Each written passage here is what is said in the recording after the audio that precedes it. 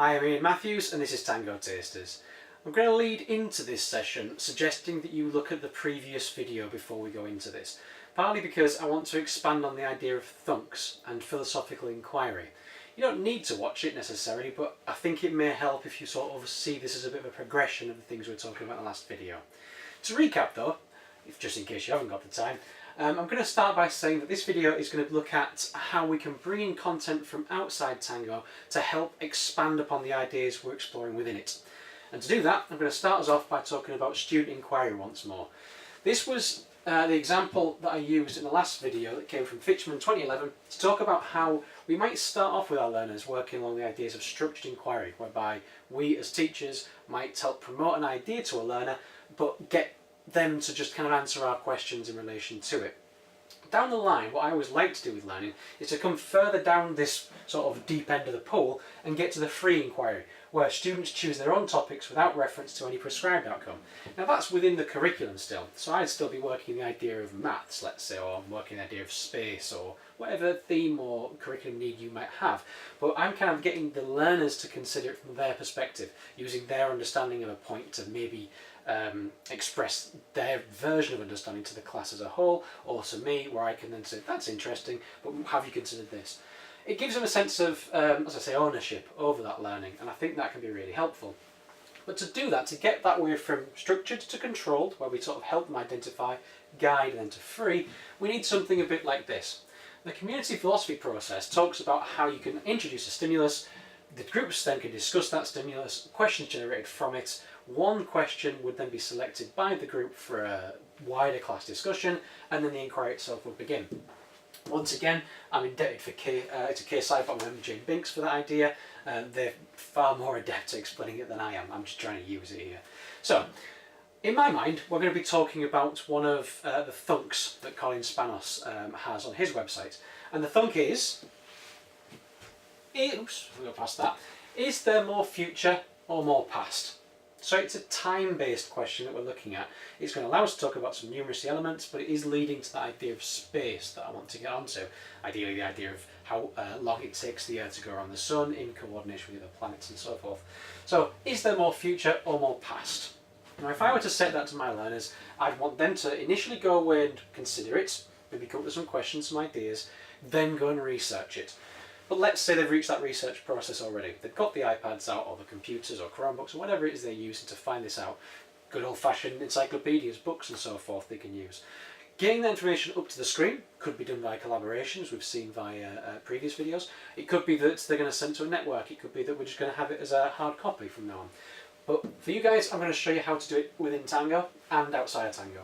Is there more future than past? Now if I were to go to Content, File, and search over here for different things. If I were to search time, it's going to become quite a difficult thing to search for. Tango's not going to really know what to do with it. It's quite a generic term after all. It might bring back some clocks, it might bring, there you go, it might bring back some discussions about how little time we have, how much time we have.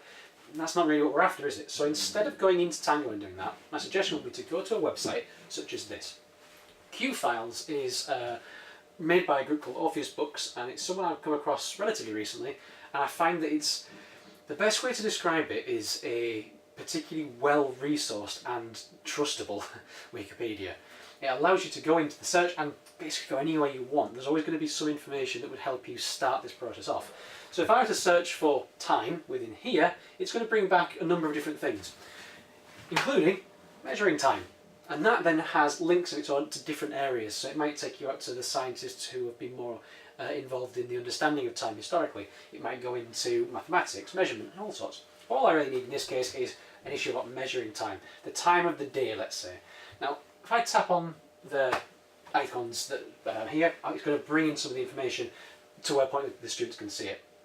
I want to be able to snap at every point something that I find is going to be relevant to my session. I'm not saying to just take it from the website, but I want it to be relevant in showing the progression of the session. Next bit, we might start talking about the idea that calendars are really the main way we told time historically. So I want to talk about the different types of calendars. I've got my learners go and research different types of calendars. And in remembering that, I want to be able to just grab a picture like this, once again, take a photo of it so that I've got a record of what's happened, and then I keep going back into Tango afterwards. to be able to either just annotate on it to say that this was when we talked about calendars and so on. It might be that I want to be more specific about it and crop it so I can just have the photo itself and then make some more information of it within Tango. But at all the different points I'm going to be snapping just so that I've got a record of it. This is going to be my major point that will help the learners understand the concepts I'm trying to get them to consider. Yeah, I mean, I can't really explain much more than it's worthwhile looking at this, partly because it's so varied. All the different things that you might want to consider within time are there, but all these little links that go out. So if I'm to go to seasons, for example, within that, I can tap on seasons under the calendars heading, and it's going to take us out of there into the seasons element that they have on their websites. It's like a brilliant rabbit hole to find yourself falling down, and it's helped me get out of a lot of difficult situations, shall we say, with learners, because I don't want to be seen as the expert in a classroom. I want to be seen as a facilitator. I want to be able to say, I don't know, let's find out together. And having something like this is a really good way to do that.